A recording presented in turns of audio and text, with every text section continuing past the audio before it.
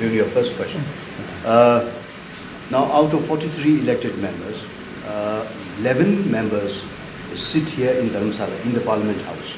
We call this group as the Standing Committee of the Tibetan Parliament. Now, these people, there are one each from the 5 religious schools, 2 each from the 3 provinces, including the Deputy Speaker and the Speaker. So we 11 people sit here in Dharamsala throughout the year and work like any ordinary office goer, 9 to 5 in the office. We come, we get a salary also. We don't call that salary, we call it honorarium. So we get paid for the work here. And other members of the parliament, they come to Dharamsala. We have 2 sessions in a year. 2 sessions. Our charter says that after each 6 months we should have a session of the Tibetan Parliament. So we have 1 session in March, 1 session in September. So for this March and September session, full session of the House, every member of the House, they have to attend. They have to come and we do not have fixed days of quota that you must spend so many sort of days here. It depends on the number of days the session is being held. Usually the March session is held for nearly 2 weeks. It's the longer session. The March session is also our budget session. And September, 10, 11, 9, 8 days, September session. So during that, all members are expected to come. But other 11 members, they permanently stay here. They are also changed every year. The election takes place, they are changed. But these 11 group of standing members, they are always here. And even for the other members who are not required to stay here permanently, but who come only for the 2 sessions, they also get a symbolic honorarium per month, because they are members of the parliament. And from their locality, they are expected to be at the beck and call of the people there. Our revenues are very limited, and especially those who are working in the Tibetan government, including the members of parliament.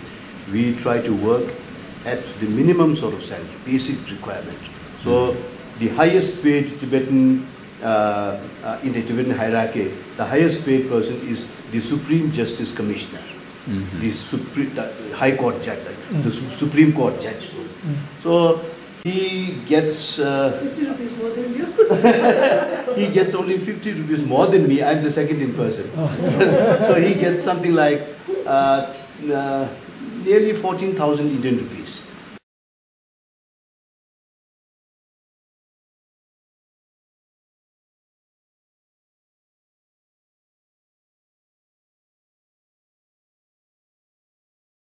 This is purely propaganda. I'm sorry to say. This is purely propaganda. It is a fiction. It is created in the minds of those people who are saying this. His Holiness the Dalai Lama is the father, is the mother of Tibetan modern democracy. Without anyone saying a word, Tibetan people, he himself volunteered to give all his powers to the people. And now he's saying, I am semi-retirement. After the question of Tibet is solved, I will never work for the Tibetan government. I will never be the head of the Tibetan government. This he has already decided, you see. So for such a person, you see, and with a modern outlook, who is for democracy, who is himself a democracy personified, you see, and he has such a modern outlook, he's so broad-minded.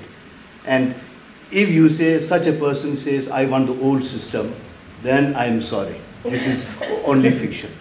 This is totally wrong. I absolutely agree, and also I really believe that the Chinese government, if there's some way of getting it across to them, for their own benefit also, and for our future together, very important that they do not use such a propaganda. Especially, it makes the Tibetan community laugh at it and also lose trust on it. Because even a child knows what the Dalai Lama represents.